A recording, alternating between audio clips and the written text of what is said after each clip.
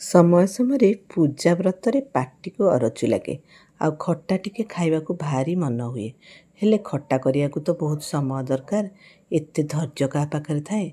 आज मु आपण मानकू एमती गोटे खट्टा शिखेबी जहाँ आपण 5-7 मिनिट रे बनै पारिबे। एटा होची आंबर मिठा आचार।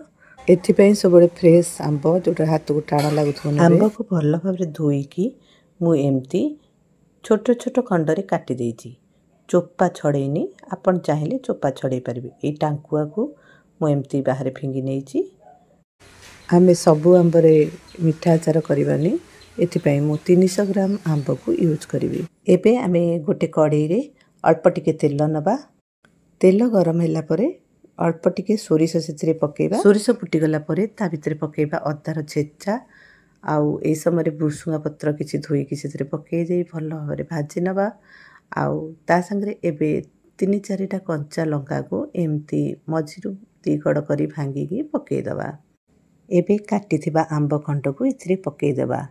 आमे 3-4 मिनिट भितरे आंब खट्टा चाहूजे, सेतिपई मु डायरेक्टली आंब खट्टा को पकेई घांटी देली। सेतिरे टिके लूण पकेई देली। आपण चाहिए आंब को टिके बंफेई देबे, पानी सब निगाड़ी की पकेई पारिबे। तापरे आमे एथिरे बे लूण पकेई देइजे आउ चीनी को पकेइबा आरंभ करिबा। एटा जेहेतु आमे मिठा आंब आचार करूचे, चीनी रो परिमाण टिके बेसी दबा। मु 300 ग्राम आंबरे प्राय हाफ कप चीनी देइची। आपण जदि मिठा कम चाहिए टिके कम करि पारिबे। तापरे टिके लंका गुंड एथिरे ऐड कर देइची। हाई फ्लेम रे मु आंब को एमती भाजी चलीबी जेमती तार गोटे चीनी रो परस्त पड़ी जिवो। चीनीटा मेल्ट हेकी गोटे चीनी सीरा टाइप रही जिवो। आंबर कलर भी बहुत बढ़िया आसी जिवो।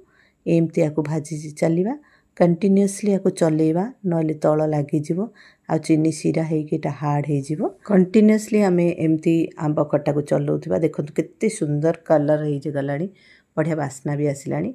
आमे जेतु आंब को सिझेने एठी अल्प टिके एठी पानी दबा आउ सीम आंचरे आकु अल्प समय पर्यंत एमती सिझिबा को छाड़ दबा।